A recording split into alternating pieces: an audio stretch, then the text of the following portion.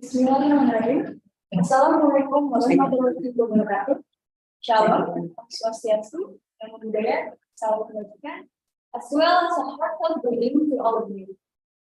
Good afternoon, our distinguished guests and all participants. We would like to thank you for your presence, and we would like also to honor the attendance to Honorable Bayangkara Jakarta, Professor Dr. Muhammad Hidayat, Professor of Psychology, PhD, Ms. Murat Fatani, Master of Psychology, Sahabat, Dr. Mustari Al-Muhammad, Minister of Professional Psychology, Bachelor of Economic Psychology, Mr. Silvino Josel, PhD, and Mr. Sigfred Kore, and not to mention the entire faculty of psychology at the University of Bayangkara Jakarta. To all participants, we would like to welcome you to this International Collaborative Series. It's held on Thursday, February 16, 2023. And this webinar is a collaboration between the University of Bayangkara Jakarta and the University of Mindanao. Ladies and gentlemen, allow us to announce the agenda of today's event as follows. Opening, sing the Indonesian and Philippine national anthem. Opening remark by the Dean of Faculty of Psychology, University of Bayangkara Jakarta. Moderator introduction. Presentation by the speaker from the University of Bayangkara Jakarta. Response from the University of Mindanao. Discussion session. Certificate awarding. Closing remarks from the University of Mindanao. Those to be scheduled of today's event, they will be going through all together. Before we start, let us all sit perfectly and sing our national anthem, Indonesia Raya, followed by the Philippine national anthem, Tumpang Indira.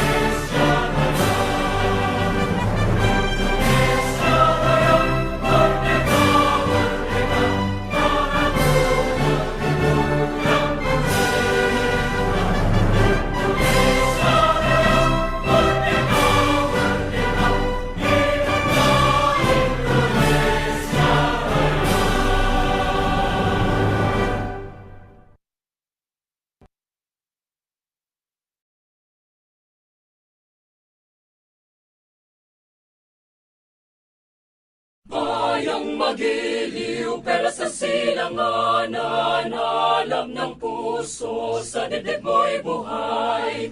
Lupang hinirang, duyan ka ng magiting, sa manlulupig, di ka pasisingil.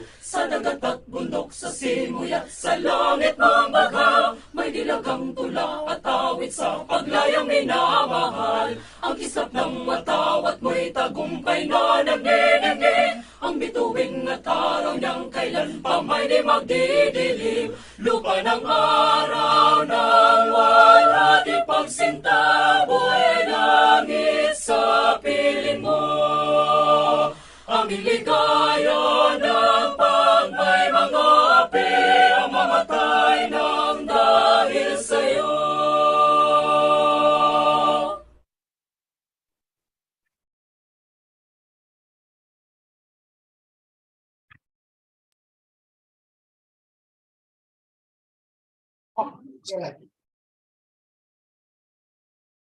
All right, ladies and gentlemen.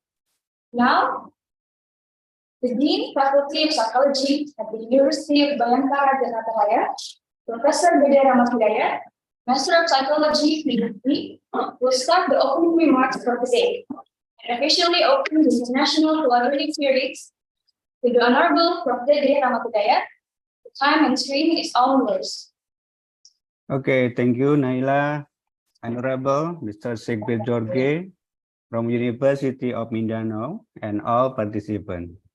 Assalamualaikum warahmatullahi wabarakatuh. Good afternoon, magandang hapon, selamat siang. Firstly, allow me to introduce myself. My name is Bede Rahmat Hidayat. Currently, I'm a new Dean of Faculty of Psychology, Bayangkara University, Jakarta Raya. I'm glad for this collaborative lecture series between University of Mindanao, Philippines and University Bayangkara, Jakarta Raya, Indonesia. I thank for all our great speakers, Dr. Wistari Mangunjaya, Master Organization Psychology, SA Psycholog, and Mr. Silvano Jasso, Registered Psycholog as Reactor, also the participant of both universities. Today's webinar event is a positive step in following up the Memorandum of Agreement between and UBJ. The webinar for today is about well-being in the workplace for employees. One of interesting topic in psychology of industry and organization. As we know, well-being a part important component that will be supporting to productivity and performance of employees. Together, we will listening presentation about this topic. Hopefully, that will bring any insight for all of us. I give my most immense appreciation to any member from and UBJ who have held this event. Hopefully, we all can get optimal benefits. Amen. This is the welcome from me. Wassalamualaikum warahmatullahi wabarakatuh. Good afternoon. Selamat siang semuanya.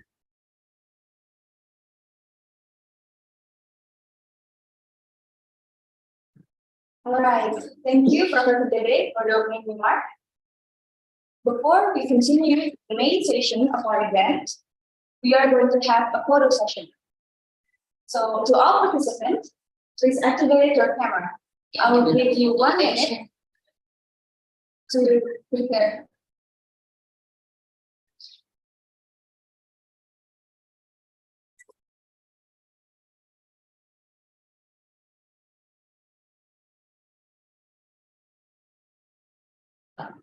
How many times? Everyone, please activate your camera so we can take a picture.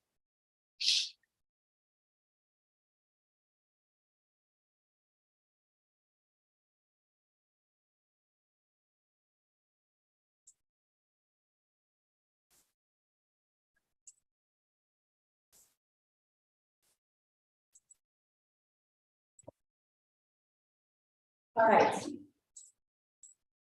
Ladies and gentlemen, now we would like to proceed with the main session of today's webinar, titled Employee Wellbeing in the Workplace.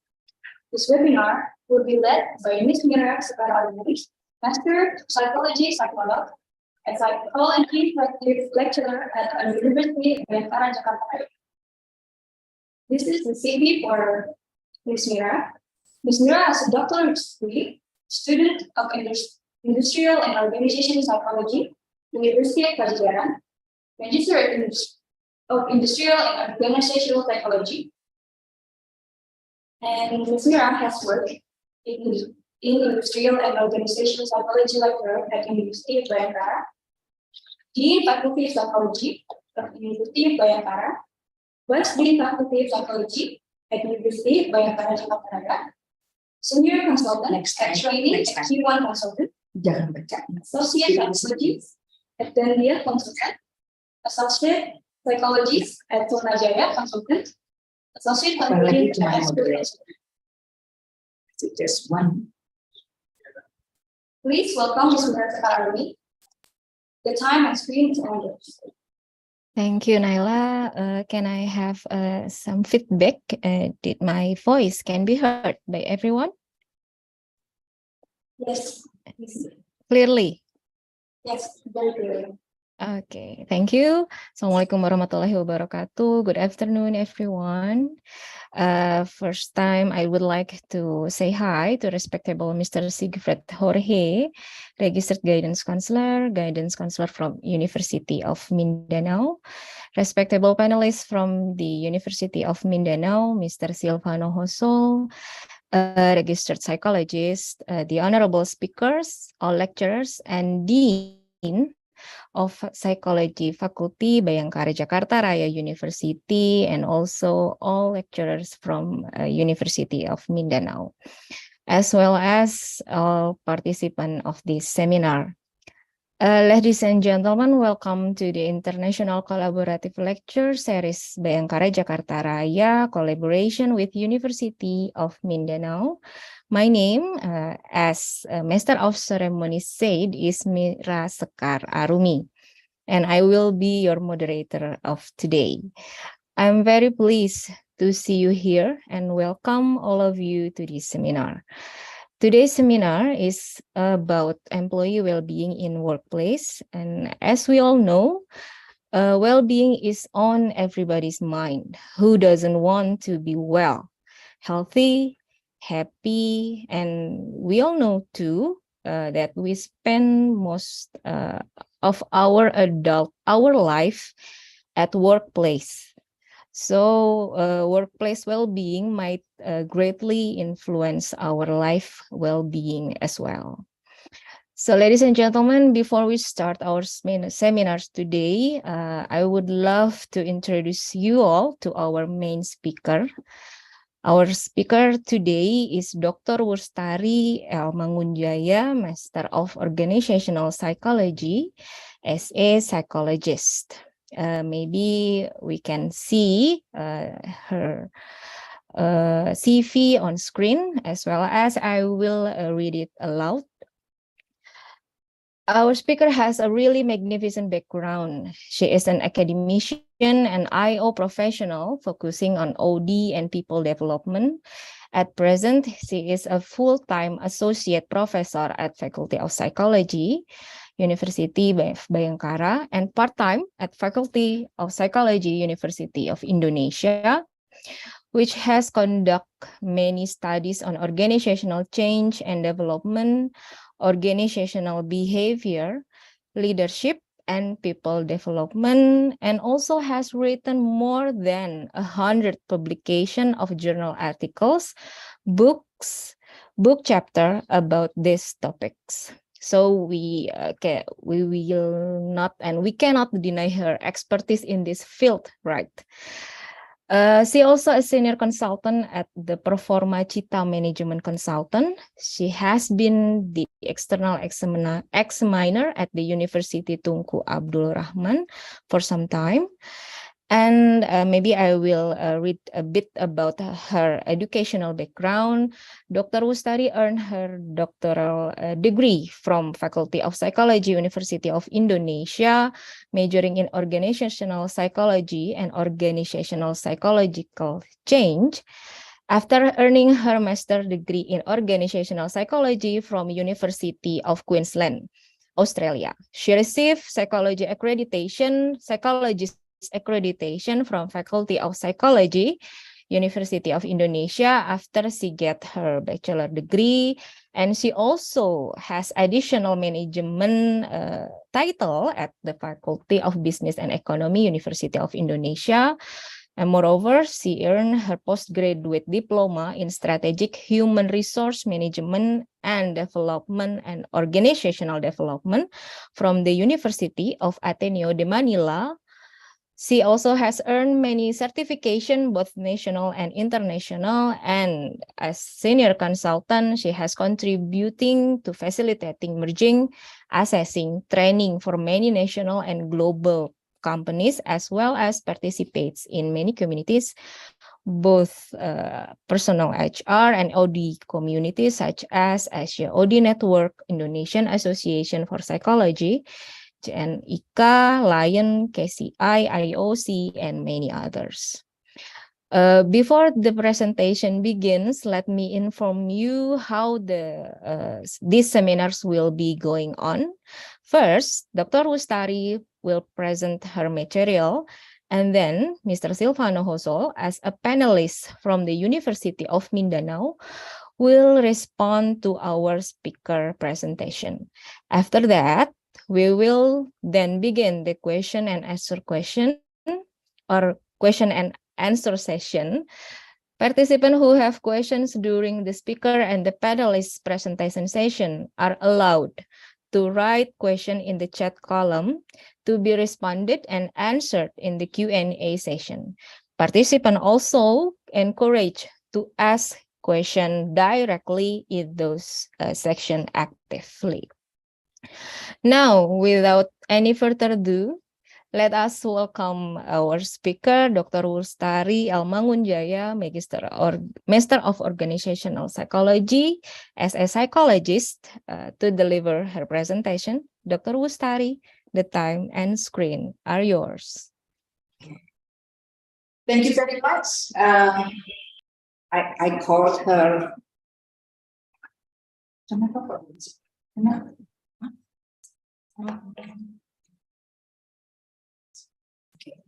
Thank you very much. I call her Mbak Mira for the introduction.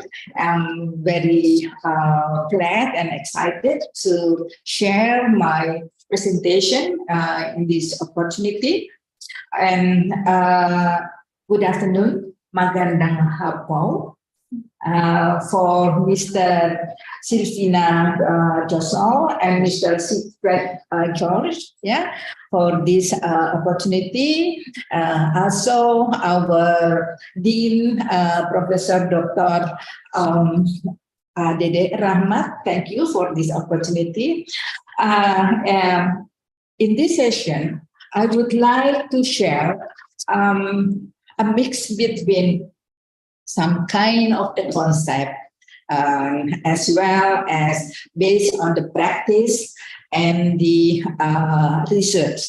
So I would like also to extend my gratitude to my friend from Mercer, that he gave me some data regarding the employee well-being. Okay, I would like to share the screen. Okay.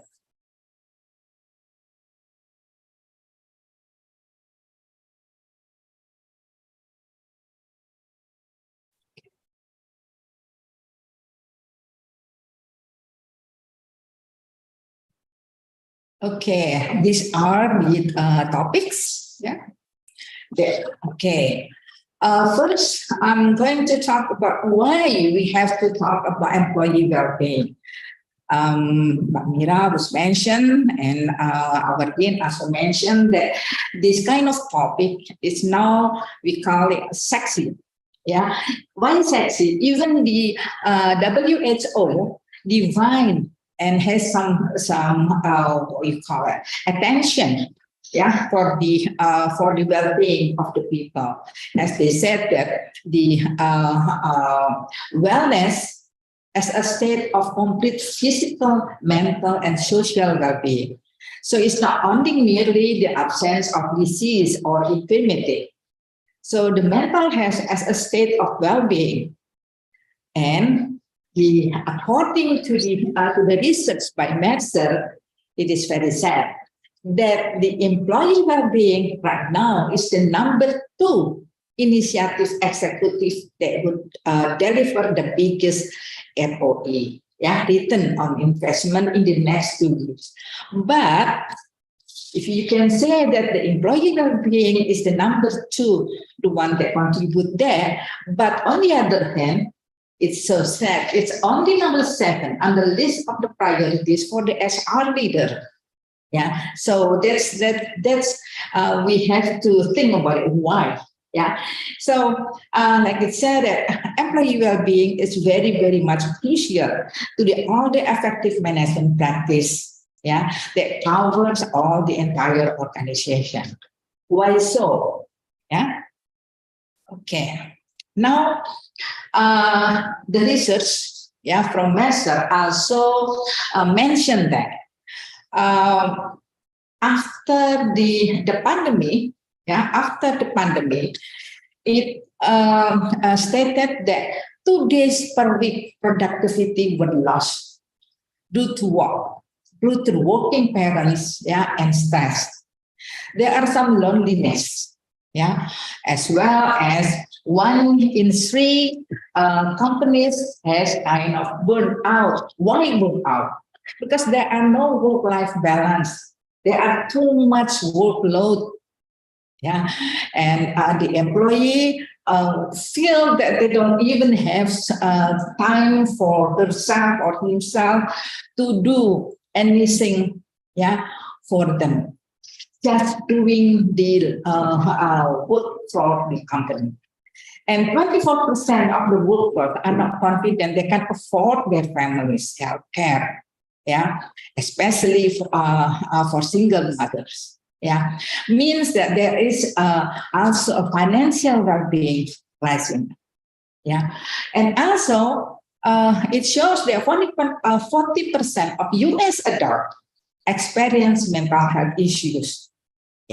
And there are 3 times that increase on stress level in Asia, including Indonesia since the pandemic.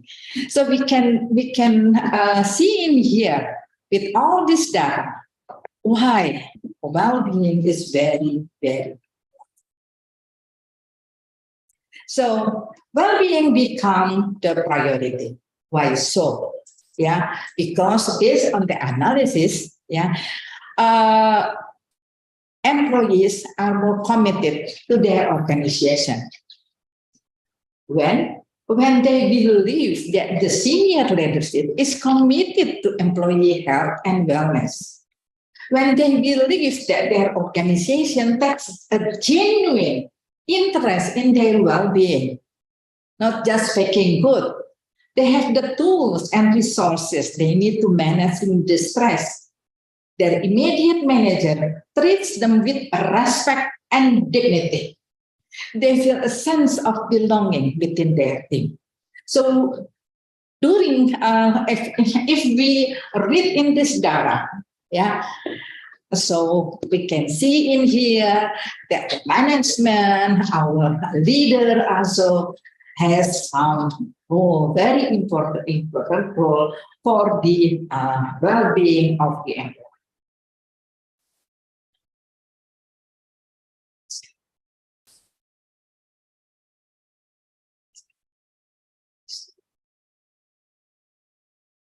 Okay, there are many types of employee well-being.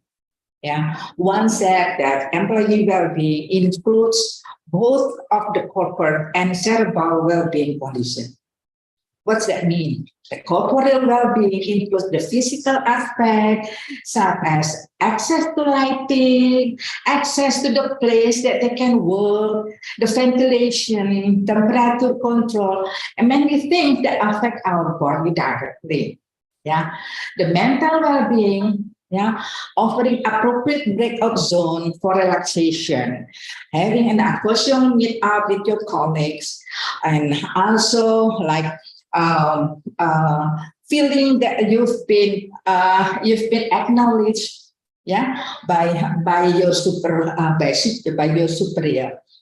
And there are also some approach that say that employee well-being consists of psychological well-being, work-related well-being, as well as subjective well-being.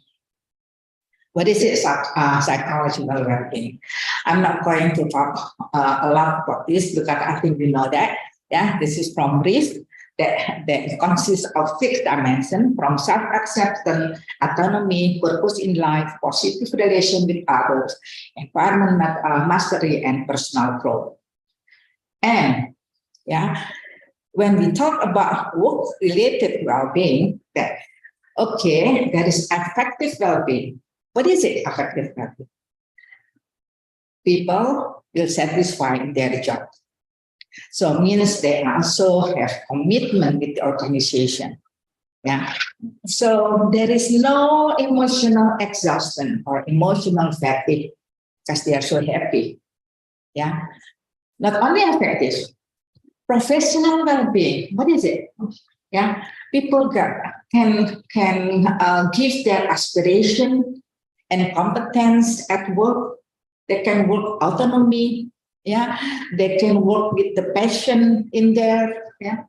And also social well-being, the personalization toward colleagues, quality of social function at work, cognitive well-being,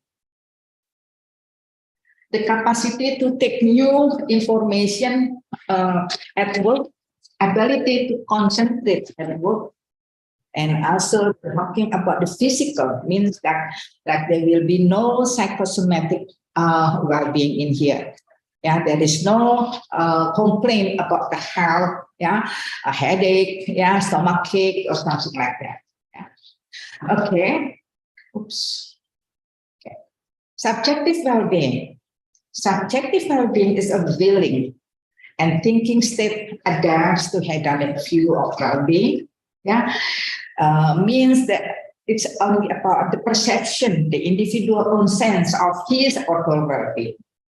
So if those three well-being, yeah, can get in the person itself, so hopefully they will get the employee well-being. Okay. Nowadays, when we talk about well-being, we not only limited to talking about the psychological well-being or about the subjective well-being, but it goes now to the multidimensional of well-being. First, there is a physical well-being, of course. Yeah, so everybody is going to be healthy. Yeah, intellectual well-being. What is the intellectual well-being? So means people, yeah, can expand their knowledge, can expand their competence. Yeah, they have all the resources, yeah, to develop themselves. Emotional and mental well-being. I think it has been discussed before, and also about the spiritual, existential well-being, environmental well-being, that now people pay attention much about that, about green environment, financial well-being, like I have mentioned before, that I think management should pay attention also about the financial well-being, occupational or career well-being, because we know that employees who work in the organization not only about money, yeah, especially for the millennial and the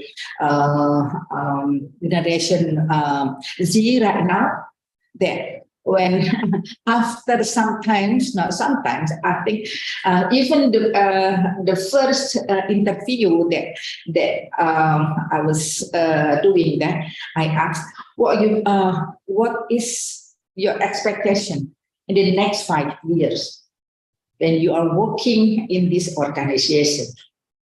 And what did they say? Yeah, they said that, oh, I will be the manager. Yeah, I said, are you really thinking that after 5 years in here that you're going to be the manager? Well, at least assistant manager. So means that they're not only about money. Yeah.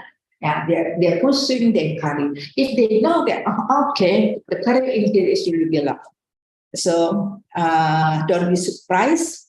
Yeah, after just 1 or 2 years, then they will be left. Social well-being. Well, social well-being not only in doing with the social, like networking with the social media, or even meeting with all the organization that we have, but also social well-being in the organization. I have some experience during my consultancy in one of the international NGOs. They are working there. There is a manager at that time about 20 years ago. Yeah, she got about 30 million rupiah for 1 month. It's a net one. That's 20 years ago. But she left the job. Why? Because at that time, yeah, she felt that their colleague, yeah, is not very friendly to her. Why so? Because they are jealous with her. Why she got that a lot of money compared to them, but they are forget that the position is different. I just want to show that the social well-being is very important as well. Okay, now what is it? How we see the relation, yeah, between the well-being in the workplace? Well, we have some antecedents, the contextual factors. We also have personality factors, and we have what we call it the cognitive appraisal or the perception. Those are 3 factors that are affecting the well-being in the workplace. And then this well-being, the sense of well-being in the workplace will give the consequences to individual consequences as well as to the organizational consequences. Okay, contextual factors. I based on the research, yeah, and journal and what I have read is there are some factors. One is the work setting. Work setting consists of the healthy work setting, convenience of its design, yeah, the company, yeah, will providing to the employee, yeah, and also the superior, yeah. What is it? The superior? Support from the superior. Guess what? Why superior is very important?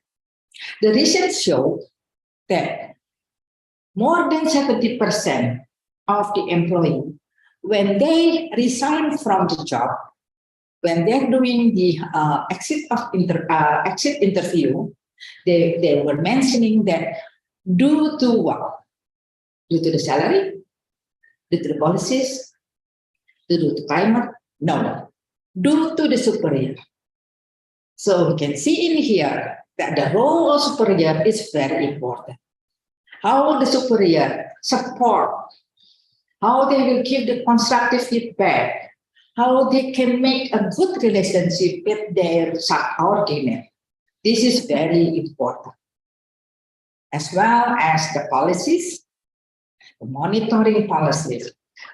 Research also has been conducted that excessive monitoring, yeah, will make people not happy. Yeah, workload, we know that. Heavy workload will make people, yeah, not happy. So it should be flexible work schedule, HR policies, yeah, that support the employee. And last is 2 other factors. One is the organizational climate, yeah, about what is the climate of the company, and the other is about team and colleagues. We will discuss about this later.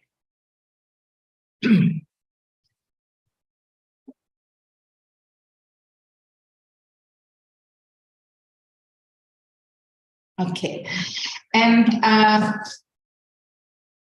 okay, the other factor is about the personality characteristic.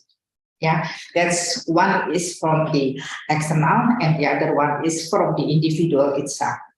The research also showed that the psychological capital, which consists of hero, hope, efficacy, resilience, and optimism has also some impact on the employee well-being.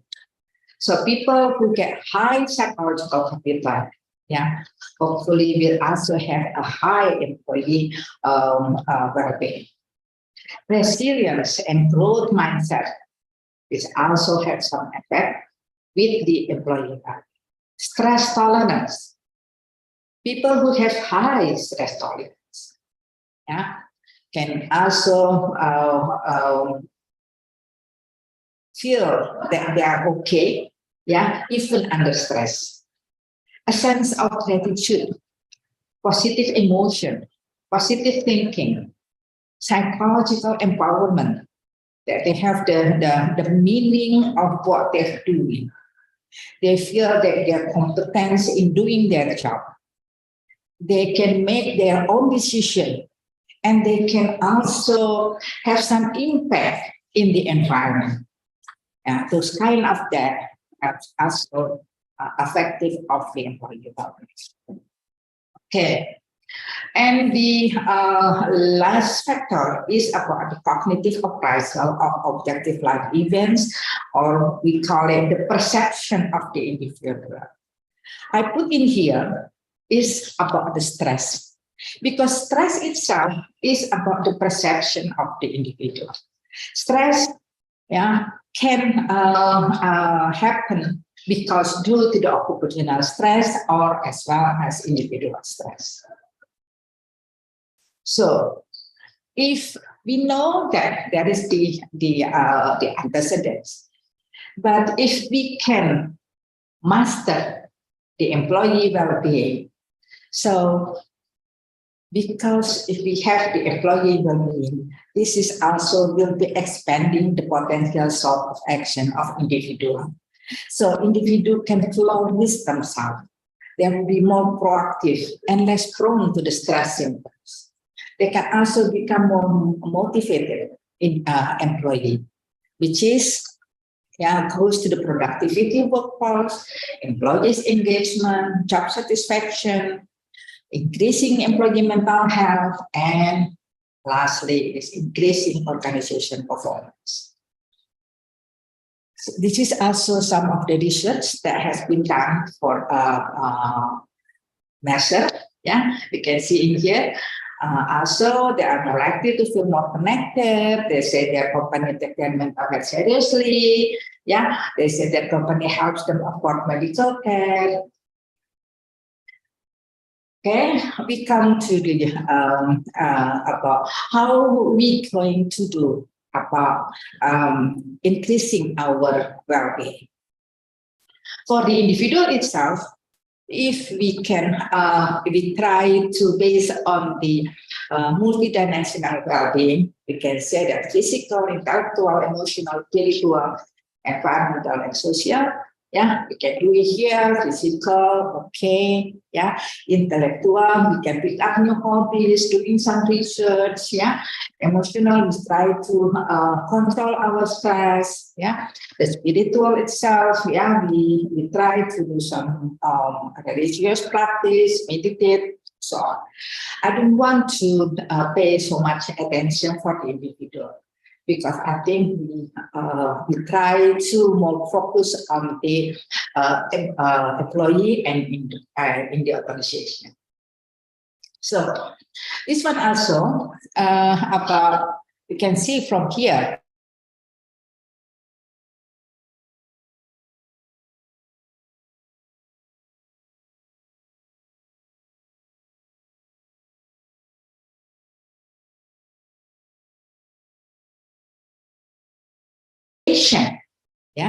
so okay, now how we're going to increase the employee well-being in the organization. I call it, the organization has to develop what we call the caring organization. First, work setting. How can we build a cozy and healthy, environmental friendly office? Everybody has their own space, that they can work, Yeah, so they don't have to to work it. Although right now we know about work from home or work from anywhere, but in the office there have to be a space for the employee that they can work. Yeah? And also the superior has to make a harmonious relationship between the superior and subordinates. The communication, yeah, they have also to listen to what their subordinate needs. Yeah. The policies itself, yeah, they have to try to do the work-life balance. Maybe I can try to also to give some examples. Yeah, there are some contractors companies. Yeah, long time ago they have, I think right now also still apply this kind of policy, that when the mother delivered the baby, so the husband has to be there. So even this is the construction company. So when the husband may be out of town, so during the labor itself, the company will ask him to go back, and they pay everything to be to make the husband, yeah, right beside the mother. This very good. Yeah. So work-life balance, flexible policies, reward and punishment, especially right now when we're talking about talent management. You have to know who are the employees that can become the talent, and you have to also make giving them the reward. Yeah. Organizational climate, establishing the conducive and working climate. Team and colleagues, the superior, the leader, management has to make sure that there is a good teamwork. Yeah, not competing by each other, but it should be cooperative. Personality characteristic. Okay, I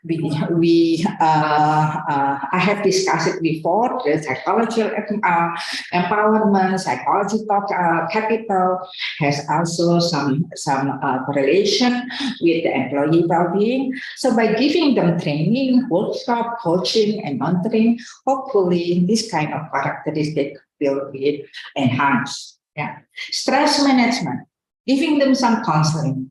Doing the employee assistance program, giving all the facilities for the employee, and also be aware of the financial needs, intellectual needs. Right now, some of the state-owned government, yeah, has already applied what they call it a learning wallet. What is learning wallet? Learning wallet is, I think, is also one of the ways to fulfill the intellectual needs. So every employee giving some kind of some amount of money that they can spend whatever they want to do. They can use it for buying books, or they can use it by attending training, workshop, as long as they can put it what the money has been used. Yeah. So to sum, wellness is not just a good health; it is thriving. In order to thrive, we need to function well in all aspects of our lives. Organizations need to be aware of their employee well-being, as employees are a critical component in organizational growth. Understanding the need of the workforce is a critical aspect of creating a differentiated program offering, and not only relying on benchmark only. Creating a culture, caring culture in the organization will help increasing the level of employee. So, I quote From Gallup, which is said, well-being is the most successful organization are now turning their attention to employee well-being as a way to gain emotional, financial, and competitive advantage. This is some references. Thank you very much. Salamatku. Terima kasih. Thank you. Okay, thank you very much, Dr. Wustari, for giving such informative and enlightening material presentation. I delightfully took some interesting notes about what you said earlier, especially about holistic approach and culture in workplace and how wellness is not just about good health, but a thriving process. We can say thriving process to humanizing humans in workplace. Individuals and organizations needs to pay attention, as you said earlier, this sexy topic to get result that benefit both parties. My dear participants, ladies and gentlemen, we will now hear response from Mr. Silvano Hosol, registered psychologist, as our dear panelist today. I will read a bit about his curriculum vitae. Mr. Silvano currently holds the position as Head Guidance Service and Testing Center, University of Mindanao. He has master's degree in psychology from San Pedro College and get his bachelor degree with cum laude title from Holy Cross of Davao College. Mr. Silvano, also a registered psychologist, health trauma practitioner, school counselor, resource speaker, and many more. Mr. Silvano, thank you for being with us today. Now we'd like to hear your response to material presentation given by Dr. Wustari earlier.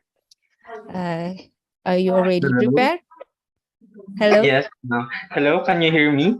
Sure, we can hear you clearly. Right. Thank you, Miss Mira, for inviting me as well. And thank you for the Universitas Bhayangkara Jakarta Raya. Did I say it right? Yes. For this opportunity to share or to be your discussant, no, in this topic. And to Dr. Wustari, thank you so much for the things that you've shared earlier. No, it's quite a pleasure to also hear these updates on well-being, especially on the workplace, coming from you with your expertise and your research as a whole. Truly, workplace well-being is really essential because, of course, about half of our population maybe are working, right, or are employed basically. Perhaps I will just add on to what Dr. Wustari have said earlier. Culture plays an important role, especially in well-being, no? In our workplace. I can't speak, of course, in behalf of other countries, no, but in the Philippines,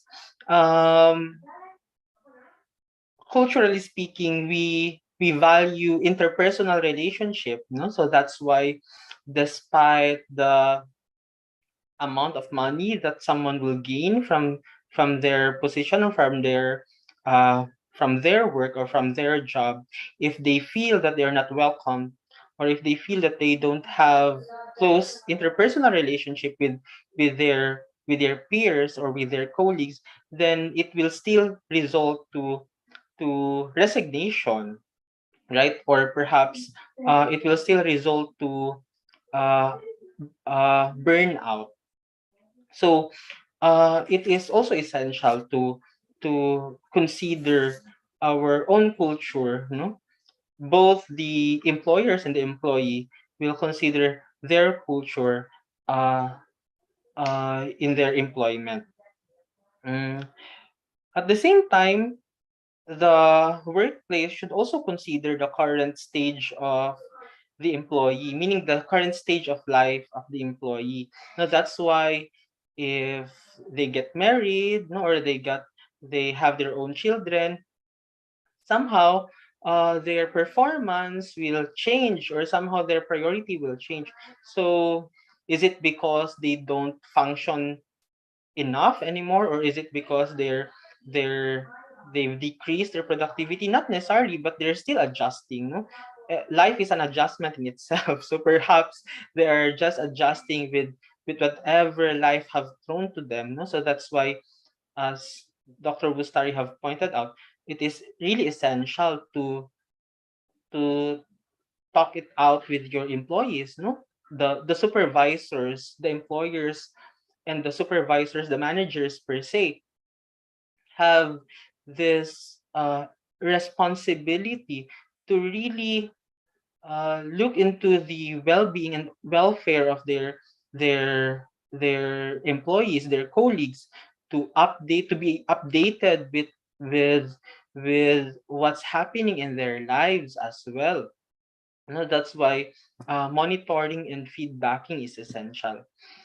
Um, Preparation, of course, no, preparation and support is essential. That's why we we should be, we should focus on the mentorship per se, no?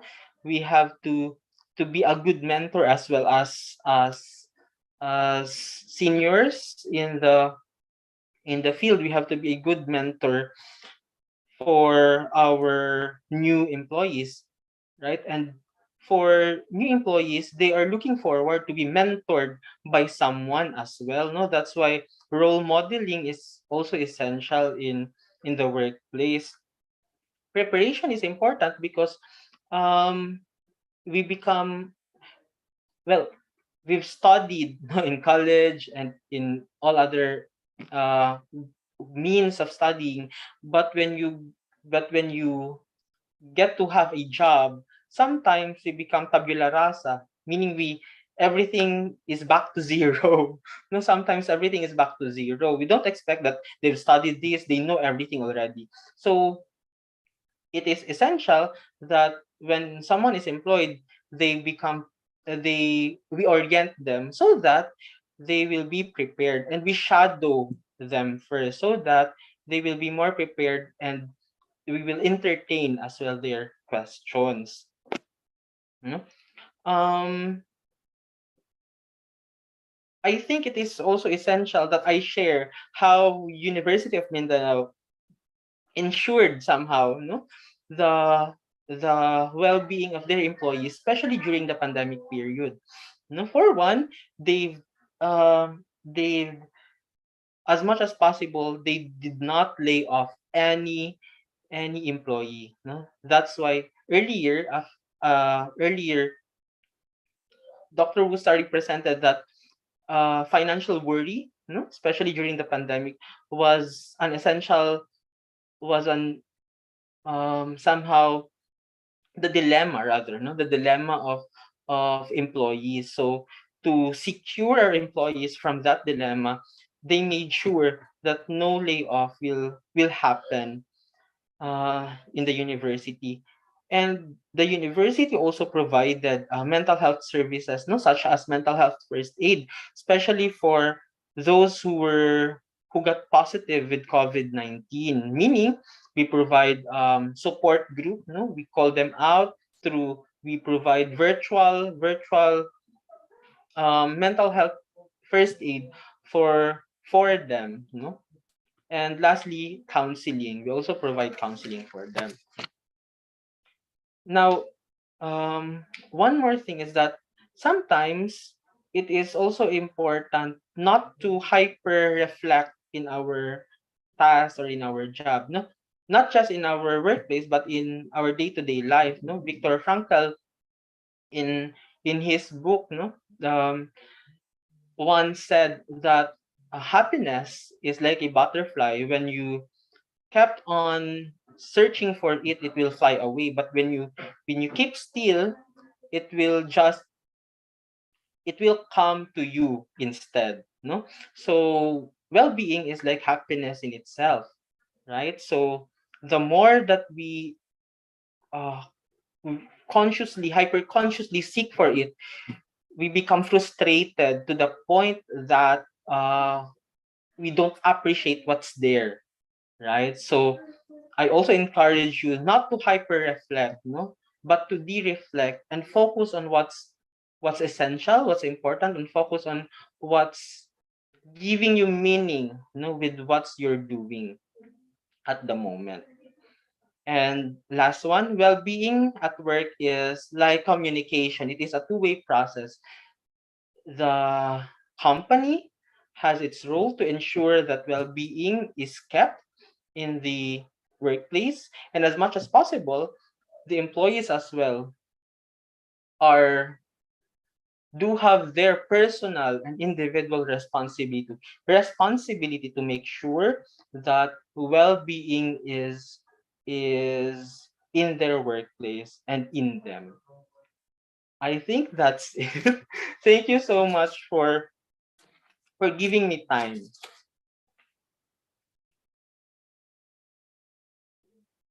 Okay, thank you very much with your response towards Dr. Wustari material, Mr. Silvano.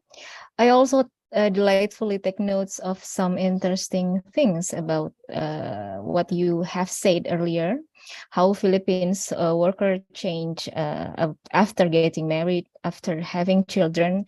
This fact definitely not much different from what happened in Indonesia, and how both Philippines and Indonesian organization have to be prepared handling this by setting up mentor, probably to give training, to give essential information, to ensure there is a two-way process both from organization as well as from individual to thrive, so they will also be prepared according to any dilemmas, any problem, any difficulties they may have to face or occur in the future.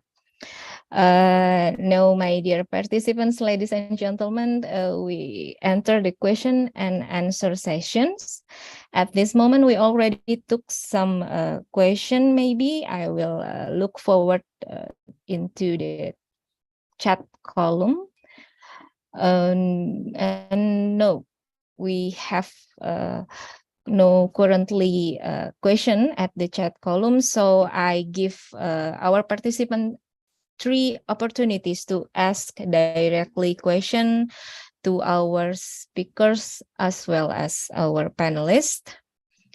Participant who want to say something or ask something can raise their hands, and they can also chat at the chat column if they cannot go online with the video or unmute themselves or can say anything directly. Okay, I'm still waiting. Maybe from lecturer of Bhayankhara University or lecturer from University of Mindanao, from students from both university. I will welcome all audience question at this moment.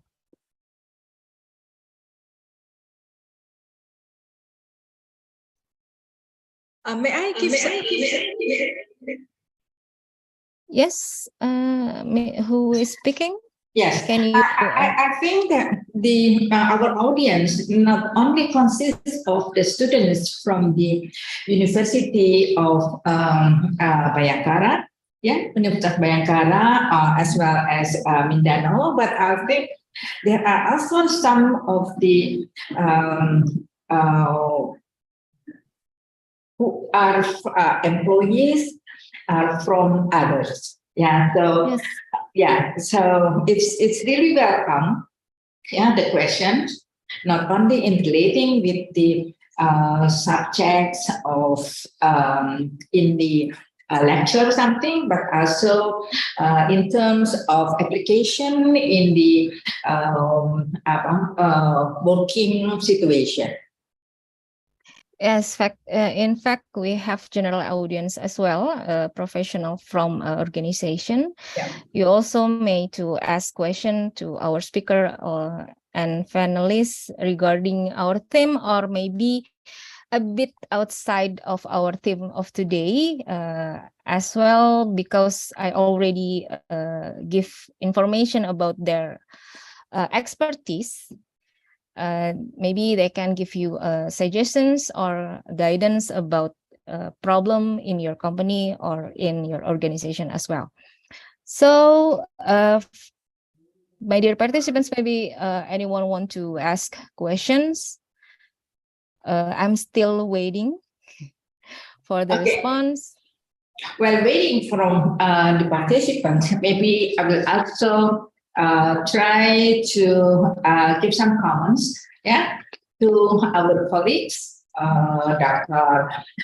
Jason, yeah, regarding the condition of employee well-being in the Philippines. Yeah, it was mentioned that your university also giving the mental health services, and also it was saying that the well-being itself, there are some relationship with the happiness. So maybe can you explore more a little bit about that? Sure. Thank you so much, Doc.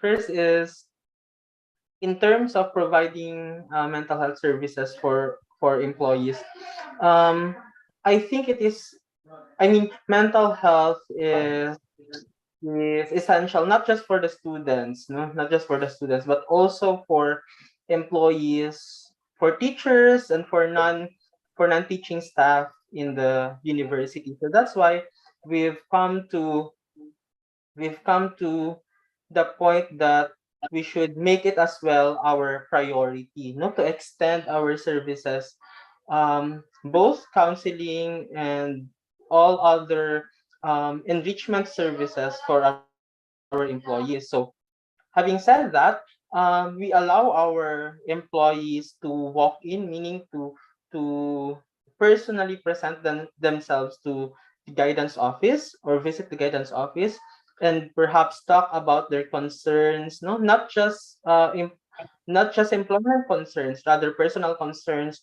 that may be affecting as well their, or any struggles that may be affecting their productivity, no, in their workplace. At the same time, we also provide questionnaire. It is not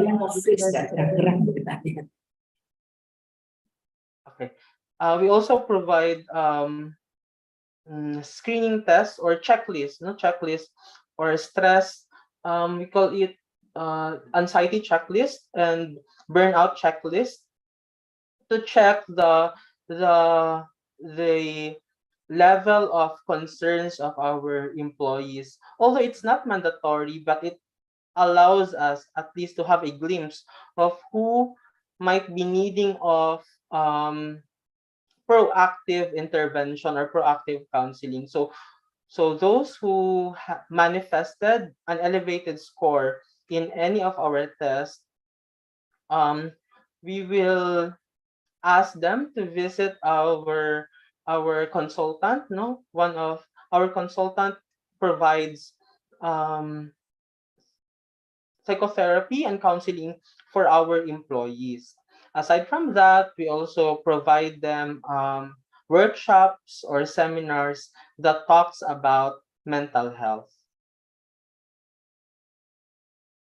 Did I answer your question, ma'am? Sorry.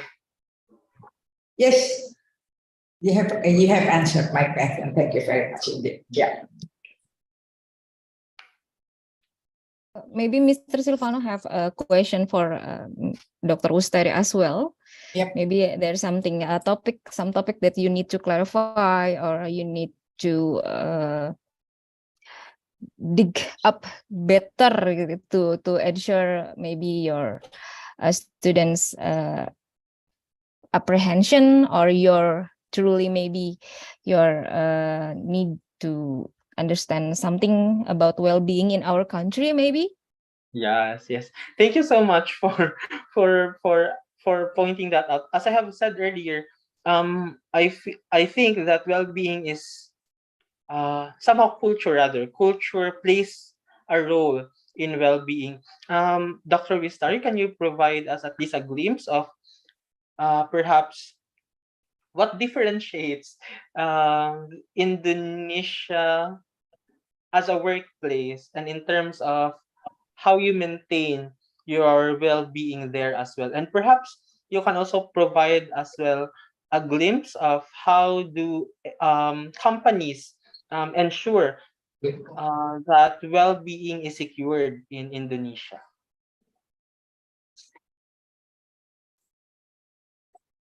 Okay, thank you for the questions. Right. About well-being in Indonesia, you said that the culture is very different. Yeah, affecting the well-being. As you know, the Indonesia itself consists of many subcultures. Yeah, we have so many ethnics. Yeah, that the ethnic itself, yeah, will have some impacts, yeah, on the attitude and behavior, and finally to the feeling of well-being, the psychological well-being, as well as the feeling of happiness, like you said.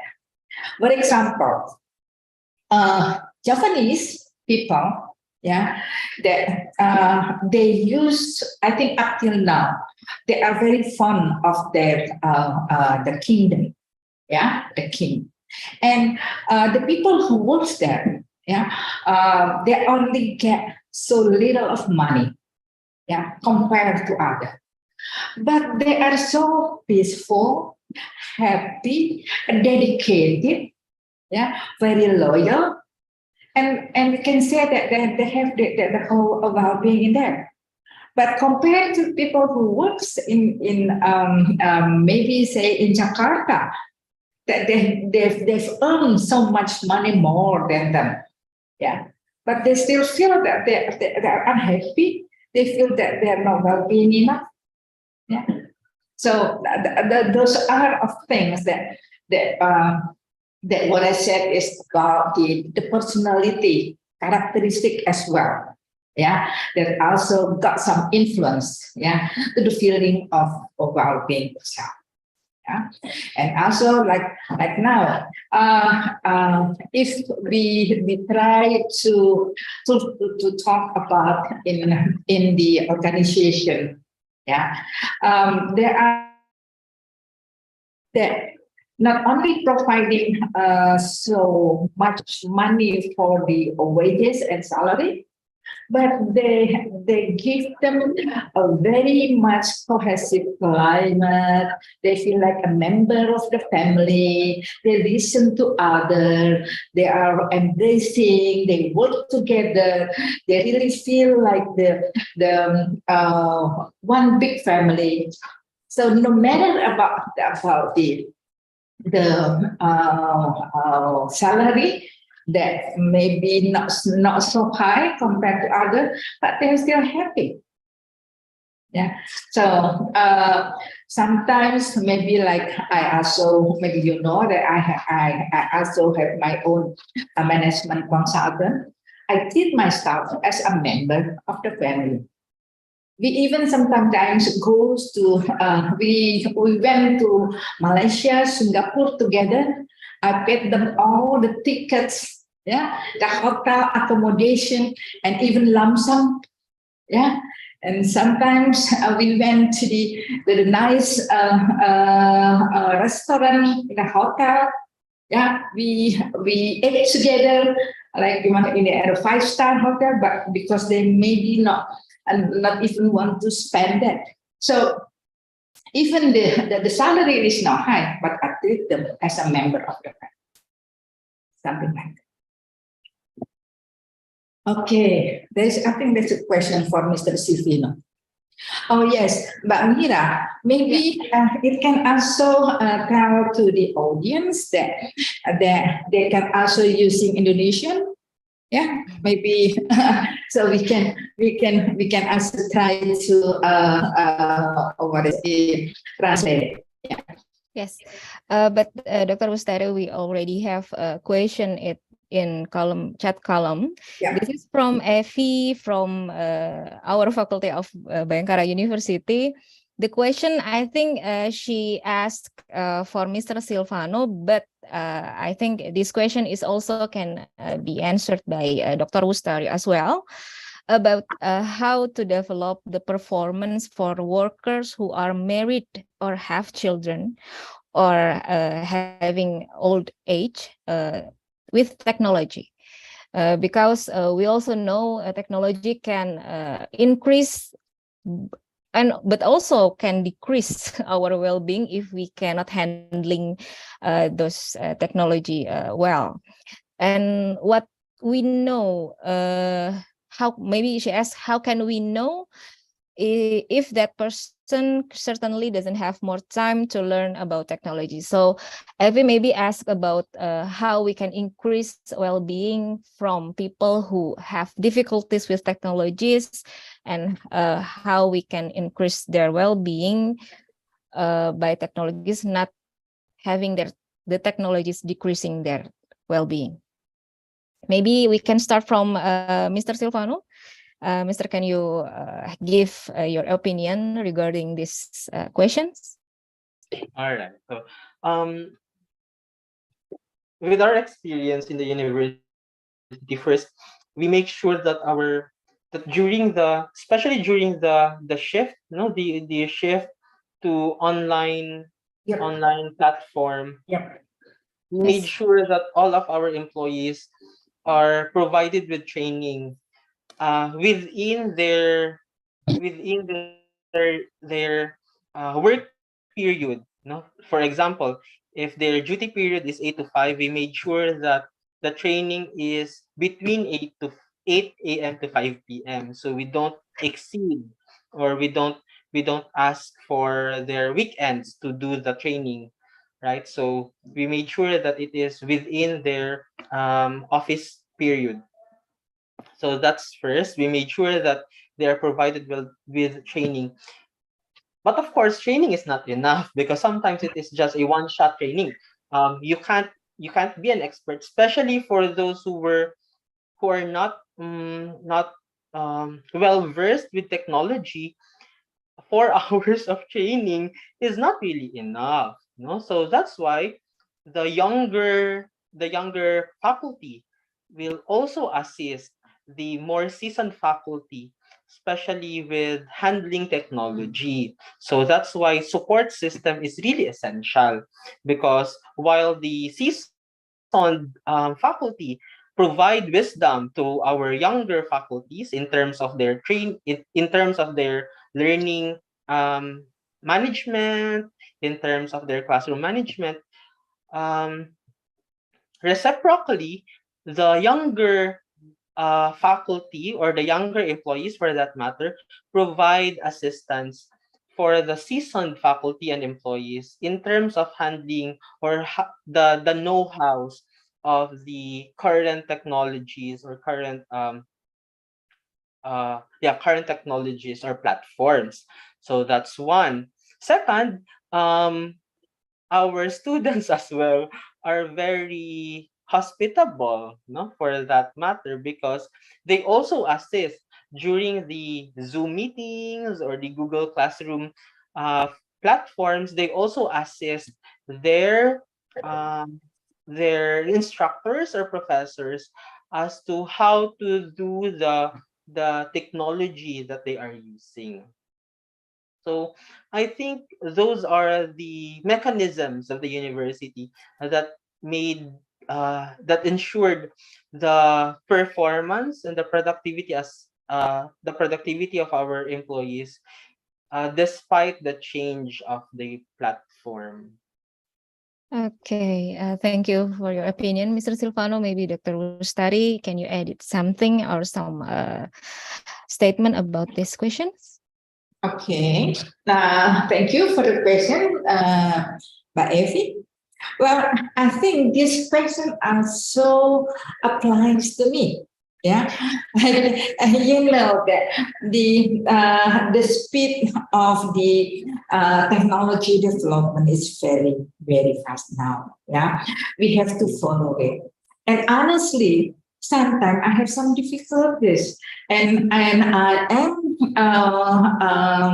usually expressing, frankly, come on guys, that I need some time to digest, this kind of system. But sometimes I even told my colleague that, my goodness, I feel like I'm burned out because I have to feel all of those things through these apps, and sometimes the apps are also having some errors. And many times have to put all these administrative things through this kind of apps technology. So luckily that in the Faculty of Psychology, they're quite patient with me. They understand that I'm the baby boomer one, and they help me, They understand and they try to guide me. So I think this kind of approach also I think should be done to others that have some difficulties in the following the speed of the technology itself. I even amaze myself sometimes. Oh yes, I still can do this, right? So I can still do this one also. But good thing that I have so many friends, colleagues, and even my sons and daughters. If I don't understand, come on, guys, have your mom, to overcome this, because sometimes I don't understand. So. But if we and also the one that got married and has children, don't be afraid to ask. Ask for help. Ask for guidance. That's what I do. I'm quite an assertive one. Thank you.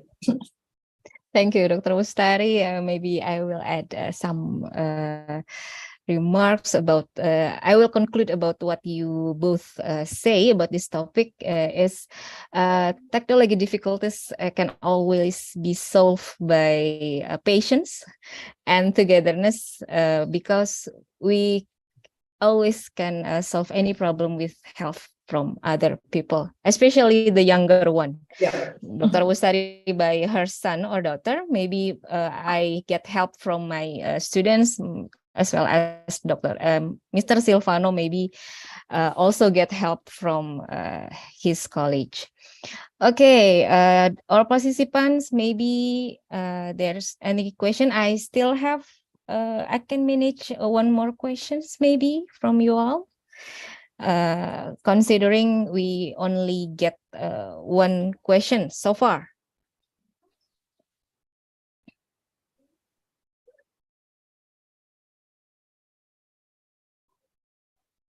Any questions, maybe?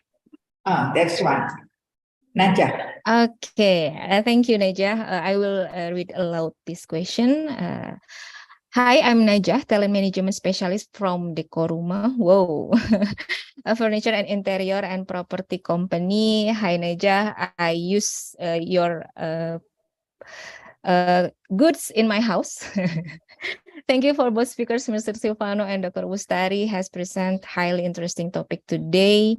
As a practitioner, I'm curious about how to promote the importance of employee well-being practically in work settings. This is the sexy issues, Dr. Wustari and Mr. Silvano, maybe about how we can raising the awareness about this importance, so we can be more well-being and happy.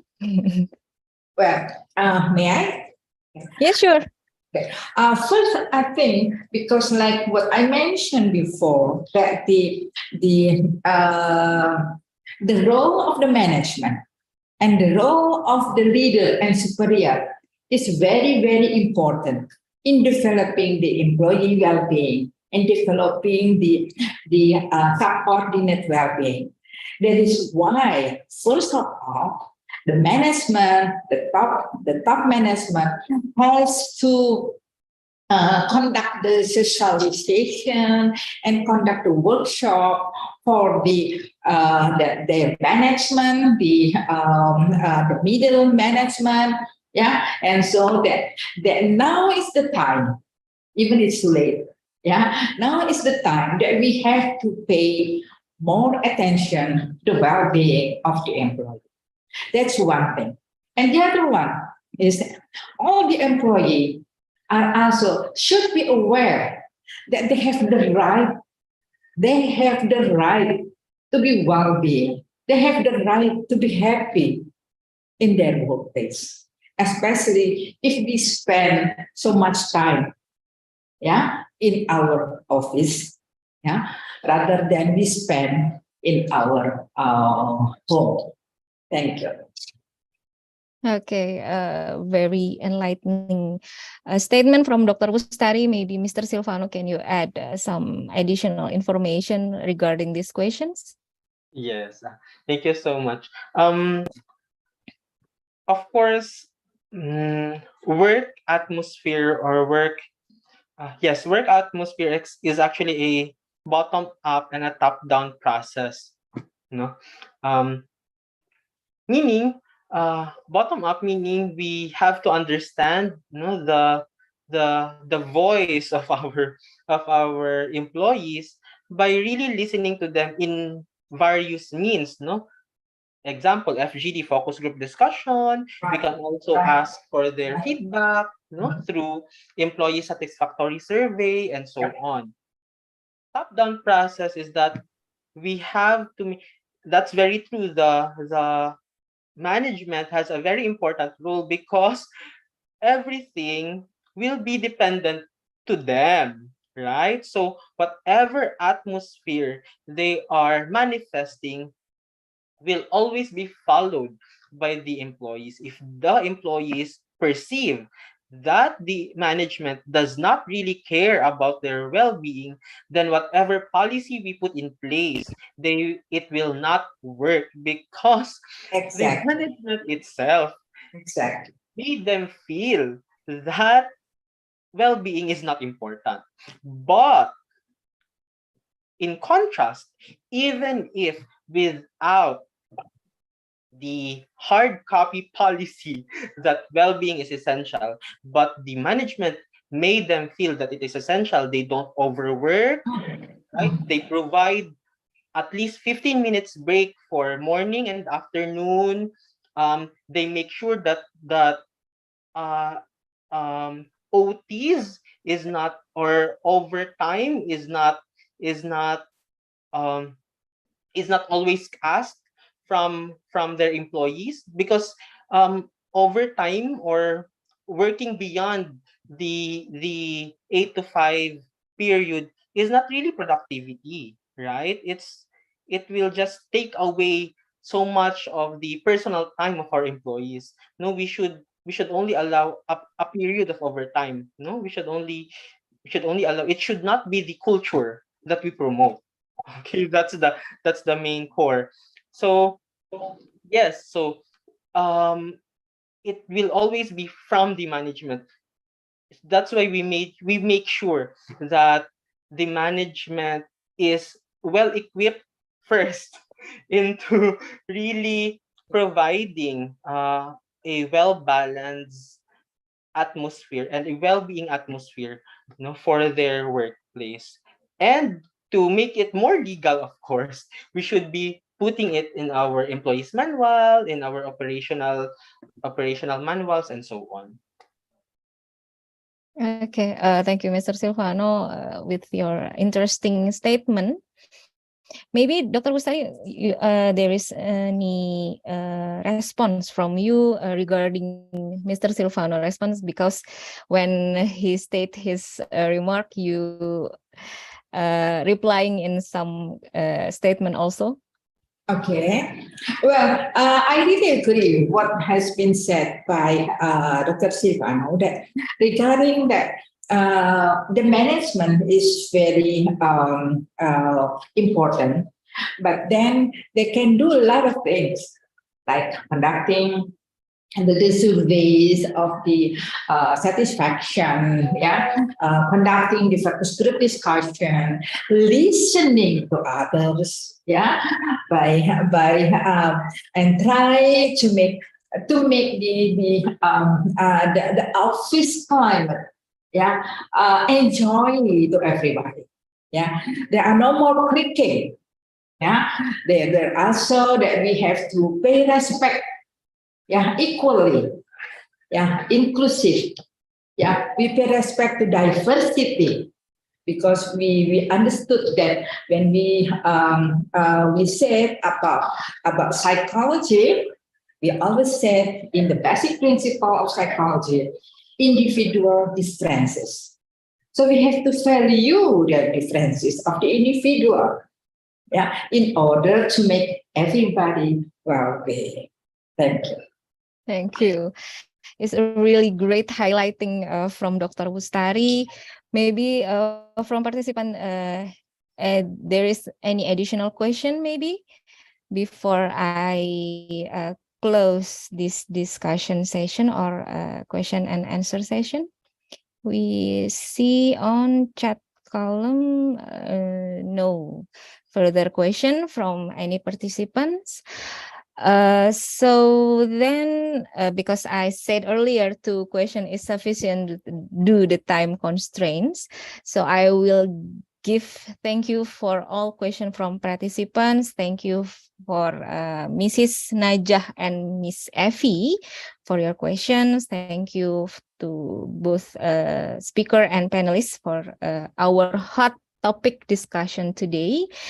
Thank you for the comprehensive answer and discussion from our speaker and panelists. And I will now read the conclusion of today's seminar.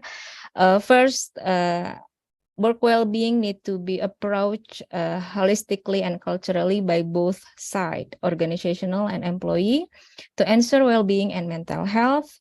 Second, organization and employee need to be prepared and aware towards any obstacle or situation that can influence their well-being and mental health. And as we hear from our panelists and speaker discussion, the first steps toward awareness is get reliable information and talk about it. Maybe we can talk about it with FGD, or we can talk about it directly, as well as we can talk about it as we do in this seminar. And the third one and the last is my favorite quotes from today's material from Dr. Wustari, that well-being is not just about good health, but a thriving process. So hopefully from this webinar, we can together start to thrive towards our happiness and well-being at the workplace. Hopefully today's webinar will give benefit from for us. Thank you for your time and attention. Now I will return the event control to the Master of Ceremony. Thank you, everybody.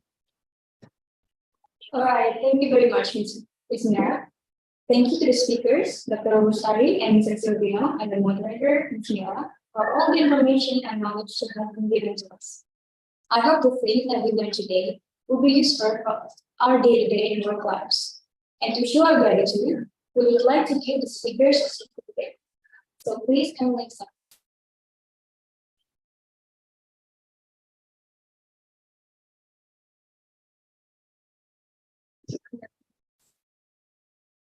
First certificate will be for Mr. Sigfrid George, IGC.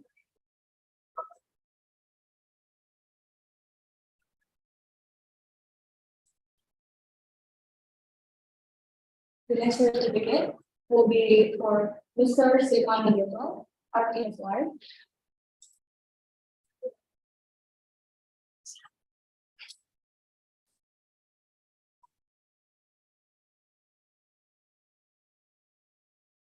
The last certificate will be for Dr. Wustari Almunjaya, Master of Organizational Psychology, Psychology of Economics.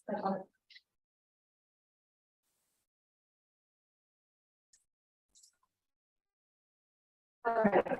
Lastly, before ending today's event, let us all hear the closing remark from Mr. Secret or Mr. Mr. Secret, time and screen are yours. So, am I audible? Am I audible? Okay.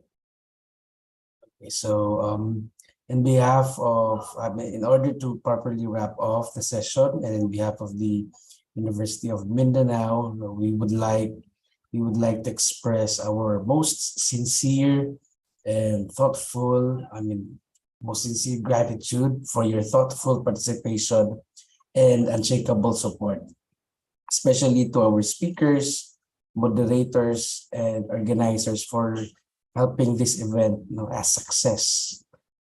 Terima kasih Professor Dedi Rahmat Hidayat, Ma'am Bira Sikar Arume, Dr. Vostari Magunjaya, and to my colleague, Mr.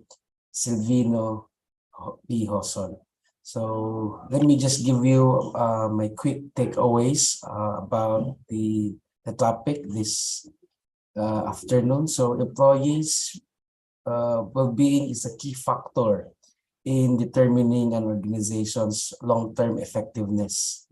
So we have witnessed the discussion about how important the well-being of an employees.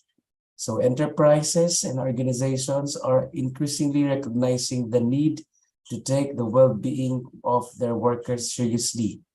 So the more progressive organizations are doing so because they are appreciate that their most important resources are their human resources, and that is their people.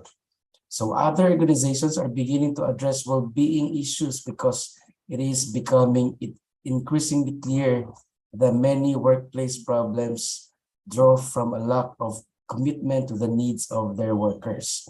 A lack of recognition on the need to promote workers' well-being may give rise to workplace problems such as stress, conflict, and bullying and other mental health disorders. Potential solutions such as leadership, communication, and a focus on learning and development are essential for anyone committed to making the workplace a more decent and satisfying place.